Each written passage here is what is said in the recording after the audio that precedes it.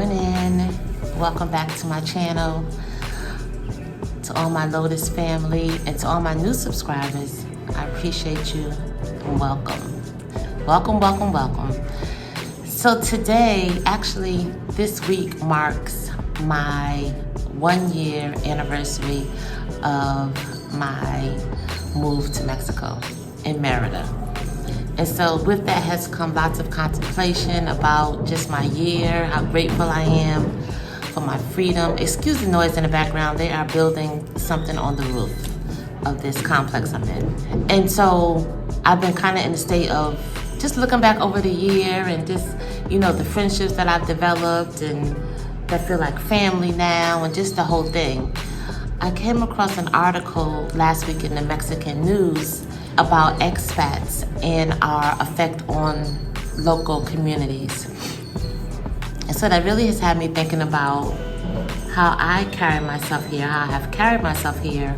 It was just an eye-opener to me on another level. Like, this conversation has been going on for a while in different expat groups. It's often a heated conversation that goes on in some of the expat Facebook groups, and sometimes it gets very ugly. So I want to say to all of those of you who are on your way, and if it's not Mexico, this applies to, some of it is Mexico specific, but some of it also applies to going to any other country that is not your own country. One of the things that we need to remember is too is that we are guests in these countries, and that we come in and bring a lot of our entitlements, a lot of arrogance, and all those things that we bring with us from the US.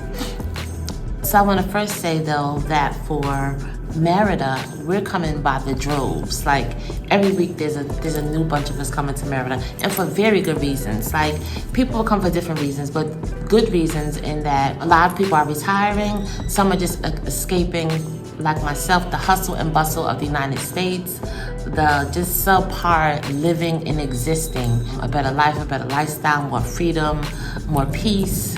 And I've definitely found all of that here in Merida. And for me, even with the heat and humidity, Merida is home for me now. So there's that.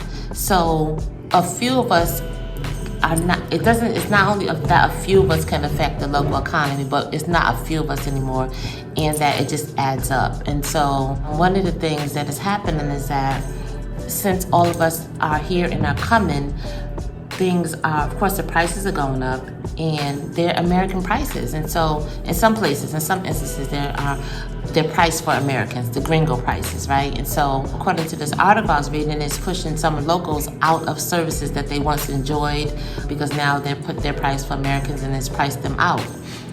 A lot of us coming here, if you're making US dollars a month, $2,700 US dollars, that's considered rich here.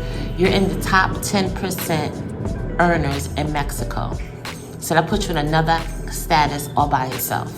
You definitely wouldn't be considered rich in the United States, but in Mexico, that puts you in the top 10% of earners in Mexico. So think about that. And so we come, and one thing that I have also been guilty of is overpaying. And so when you overpay for a price, and you continue to overpay, one, it changes the price, and people then expect that amount. And then the people who come, who want to pay the regular price, can no longer get that service because it's no longer that price. And so we have to be careful of the overpaying and over-tipping. Sometimes over-tipping also is insulting to them, saying that, oh my God, you're working for this little bit of money, like, let me give you some more. So even though we think we're doing good, in the States, over-tipping is seen as good, but here to some it is read as being insulting, and that you are belittling this service, like, oh my God, it's so cheap, take this extra money. And so we have to be careful about that. We are pushing the locals out of a service, and we don't want to do that. The other thing is learn the language. We're in another country. We're in a Spanish-speaking country, and I'm guilty of this. I've been so on and off of my Spanish classes. But we approach people speaking in English as if that's their language. And so we should at least approach with the salutations in Spanish that we know, and then, like I do, go on to say, habla español un poquito. Like, I speak very little. I'm gonna try. I'm gonna go back and forth. I'm gonna do hand language, which I'm gonna do body gestures. You're gonna know what I'm saying eventually, but I'm gonna at least, I want to respectfully approach you in your language and not just start out speaking English and like whatever. Even in going to restaurants, I'm always looking for the person there who speaks English. I shouldn't assume that. Learn some Spanish. Learn some Spanish. Like, anybody habla English? And usually there is, but I can't depend on that, and I shouldn't depend on that. I need to learn the language if I'm choosing to live here. So there's that. Learn the language. 1, stop overpaying. 2, learn the language. 3, become a part of your community. Immerse yourself in the community. Volunteer. I'm a part of some very good groups that volunteer and give back to the community. One, the Brothers and Sisters of Merida, has been outstanding. This is my first year being involved for Christmas, but apparently they've been doing it for years, working with local organizations and communities that are serving families in need.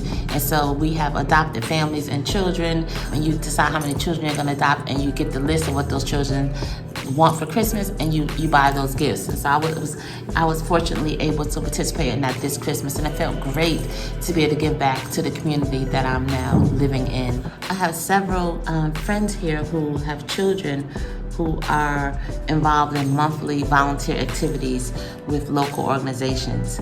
Immerse yourself in the community. Find out what there is. There's lots of opportunities to give back and to be a part of the community. 4, get some Mexican friends. If you're gonna immerse yourself in this community that you're in, this new community, be a part of it. It's very easy for us to come, live very well behind the walls of our gated communities and just be blinded to what's going on outside of us. We don't want to be those people. And so be a part of your community, have some friends. Also, it keeps you in check with what's happening and keeps your pulse on what's going on around you. And how could you not want that, living somewhere and not knowing what, and just being oblivious to what's going on around you. So get some Mexican friends. It really helps add so much to your life and to your experience of living in another country. And it helps you see it through different lenses. So that's been great. 4, get Mexican friends. 5, be more conscious, and I'm speaking to myself first, conscious of the words that we use when we're talking about our life here and talking to people here. You know, we want to avoid using the word cheap. We want to avoid using the word, you know, that's not a lot of money, or just words that we're not even conscious of, how it can be very insulting and very condescending. Like, we never want to come off that way living here. So really just be conscious of how that comes off. And if you have Mexican friends, they can also check you and be like, or you can run it by them, like, well, how do people take this if this is said?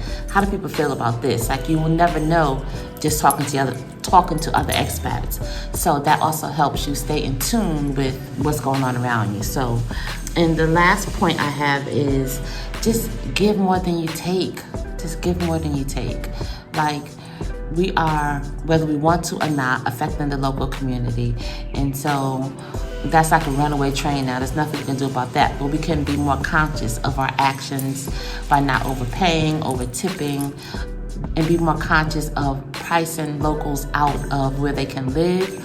Also, what services and activities that they once enjoyed that they can no longer afford because now it's all overpriced, because we're here paying it very easily. And so that doesn't feel good. You know how that felt in the States when you were living in an area.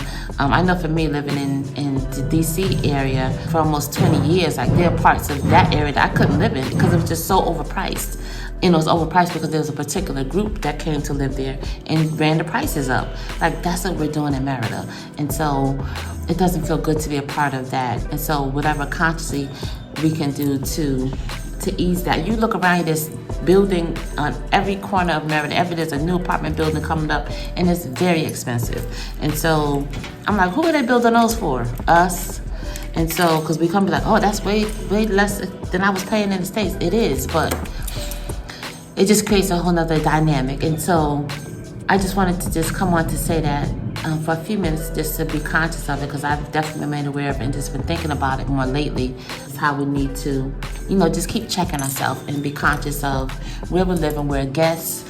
Be courteous, learn the language, get some friends, just be a good neighbor, be a part of your community. Give more than you take. Please like the video. If you like anything I said, like the video. and share it if you think somebody else needs to hear it. And I want to continue this conversation. Maybe I will go live at some point too and continue the conversation about our expat footprint on the local economy. And so thanks for watching. I appreciate you, and I will see you on the next upload. Peace and light.